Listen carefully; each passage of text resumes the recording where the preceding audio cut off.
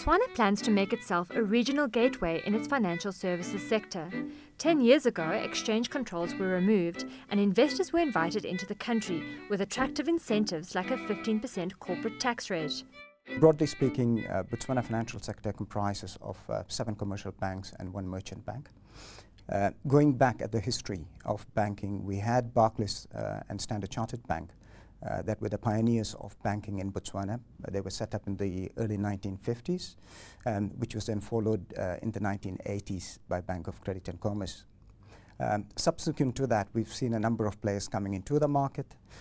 We saw Capital Bank that came into the market last year, but prior to that we saw Bank of Baroda, Capital Bank, Bank Habaroni, and Stanbic as well over the number of years. And it seems as though there's still room for more players. I think there's probably still scope for more banks, maybe certain more specialised banks. But I think in general it's quite competitive, and banks are quite aggressive in competing for market share. They're not particularly aggressive on competing in terms of fees and costs. I think that's one area where there's a problem. I think the cost of banking is fairly high, and certainly the banks are extremely profitable, so there's scope for competition to bring the cost of banking down. But in terms of product and service innovation, I think it's quite strong. The Botswana Stock Exchange is over 20 years old. It's comprised of 2 indexes, and it's no surprise that it's the foreign companies index, particularly the commodity-based stocks, that have plummeted.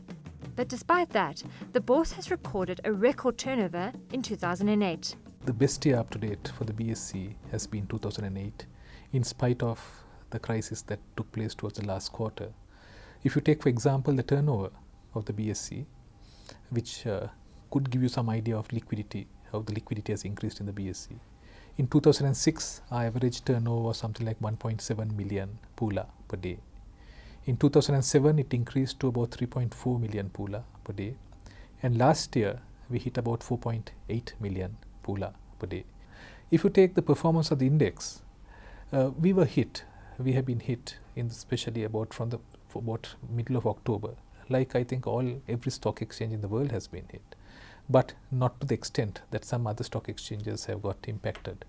For example, our domestic company index, and the domestic company index, I must say, is the measure for the Botswana Stock Exchange, because we list foreign stocks.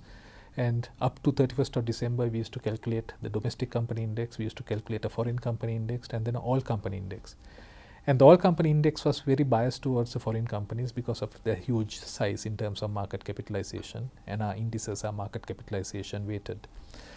If you take the domestic company index, we lost about 16.5% last year, which I think is good compared to what some of the other markets have lost. Currently, the stocks that have suspended operation and suspension on the stock exchange pending publication of some announcement.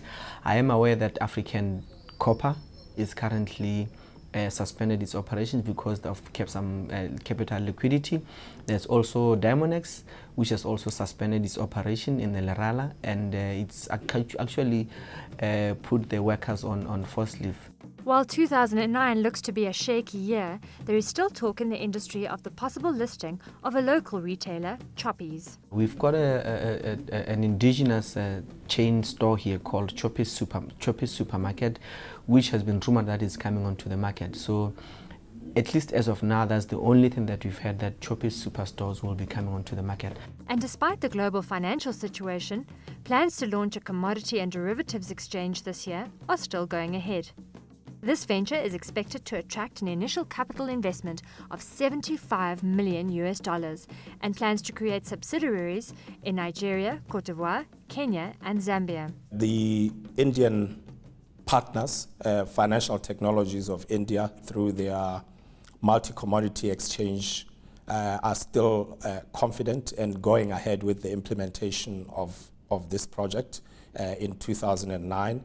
They are taking a long-term view that despite a bullish nature of African commodities at the moment, it's still one of their headline objectives was to improve price discovery and partner or set up subsidiary exchanges in certain key African countries, and they have a long-term business plan, and they still want to continue with that. So that's still ongoing.